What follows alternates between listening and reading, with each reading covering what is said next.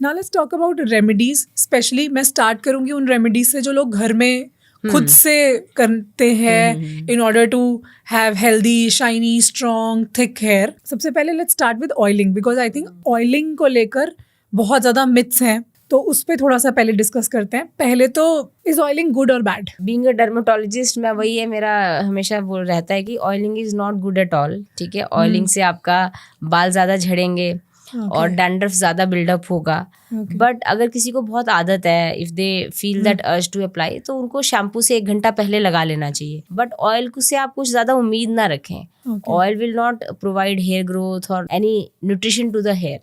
आपकी हेयर को न्यूट्रिशन मिलेगा to from whatever you eat. तो oil poses a big hygiene risk to scalp skin, क्योंकि उससे आपकी बैक्टीरिया और फंगस की ग्रोथ बढ़ सकती है. अगर आपके कंटिन्यूसली स्कैल्प पे ऑयल इकट्ठा रहता है, उसको क्लींस करना बहुत ज़रूरी है.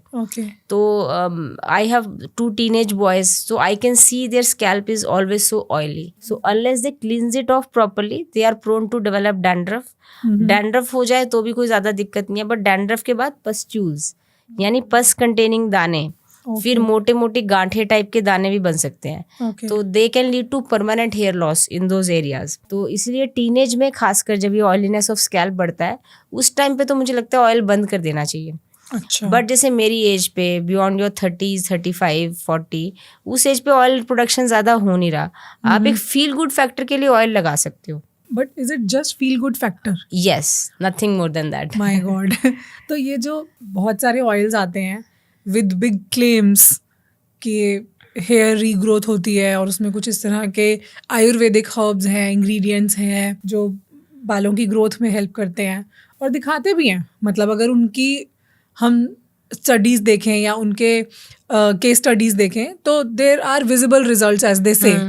सो व्हाट इज दैट? देखिए, कुछ आयुर्वेदिक हर्ब्स हैं, जैसे भृंगराज है, 1-2 और हर्ब्स है, मुझे ध्यान नहीं आ रही. वो अगर आप स्किन में रब करोगे तो इरिटेशन की वजह से हेयर ग्रोथ को बढ़ाती हैं.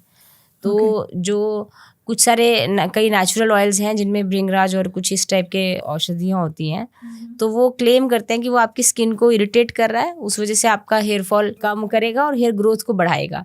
टेक्निकली साइंटिफिकली यस, बट उतना प्रैक्टिकली वो इफेक्टिव नहीं होता. Anything which irritates the skin can cause hair growth. इसमें आपका अनियन भी आ गया, onion juice. I wanted to talk about onion, garlic, ये सब चीजें भी. So onion, garlic paste, these are irritants on skin.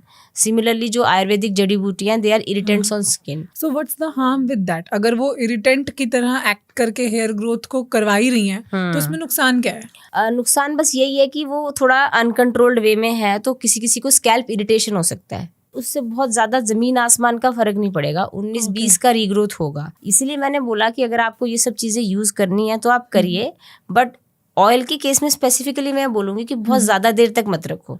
जैसे अभी मुझे घर से निकलना है, मैंने घर से निकलने से पहले तेल लगा लिया, मैं दिन भर बाहर रही, तो सारा ऑयल, डस्ट वगैरह सेटल ज़्यादा होगा और मेरे स्कैल्प पे फंगल ग्रोथ ज़्यादा होगी और फिर वो मेरे को डैंड्रफ और फुंसियाँ ज़्यादा हो सकती है.